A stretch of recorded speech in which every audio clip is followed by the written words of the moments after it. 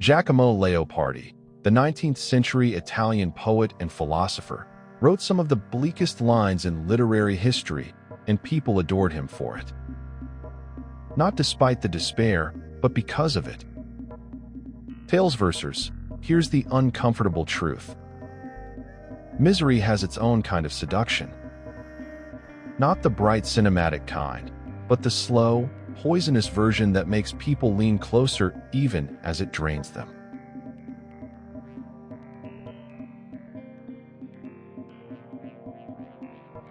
We don't talk about it openly, but people are drawn to the broken ones.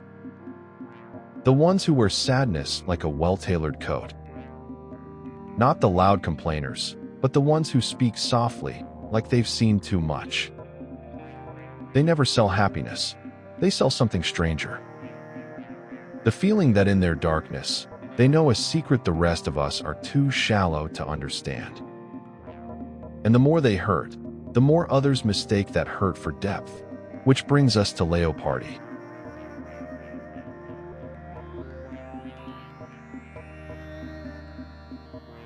Leopardi wasn't the romantic stereotype of the tortured genius.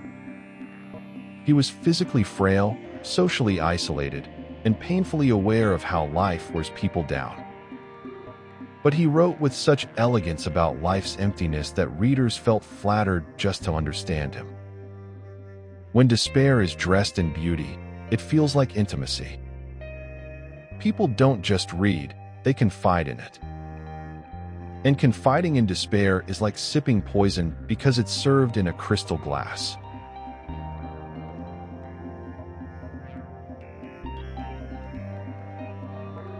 Despair can be magnetic because it feels honest. In a world full of forced smiles and curated happiness, the one who admits it's all meaningless feels more real. People project themselves into that honesty. It validates their quiet disappointments, their own private failures. This is the cognitive trap. The mind mistakes recognition for connection. But just because someone mirrors the darkness inside doesn't mean they can guide anyone out of it.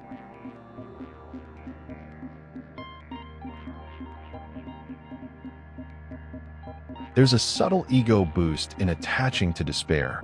It makes people feel deeper, more awake than the masses. That's why some relationships thrive on mutual sadness. It's not about fixing each other. It's about keeping the wound fresh because the wound is the bond. Leopardi's works became a safe haven for those who wanted to be understood without the burden of hope. And sometimes, hopelessness feels safer than change.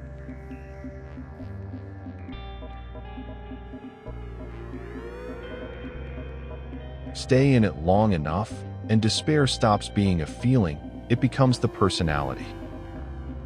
People who fall in love with this archetype aren't rescuers. They're participants in a performance where tragedy is the main script. That's when seduction turns into entrapment, both sides locked in, afraid to lose the intimacy that only darkness has given them. It's not just romance. It's psychological gravity.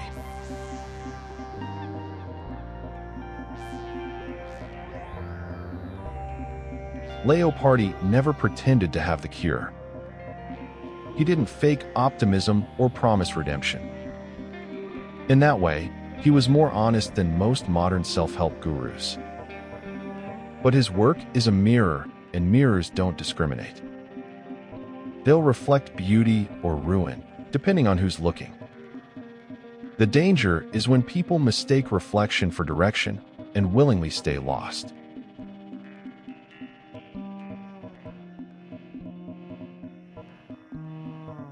Maybe that's the real seduction of despair.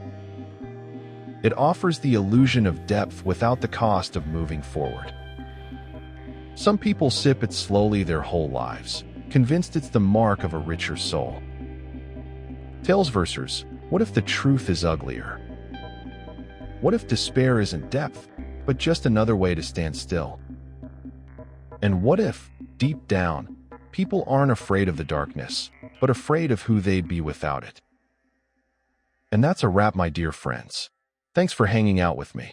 Until next time, stay awesome.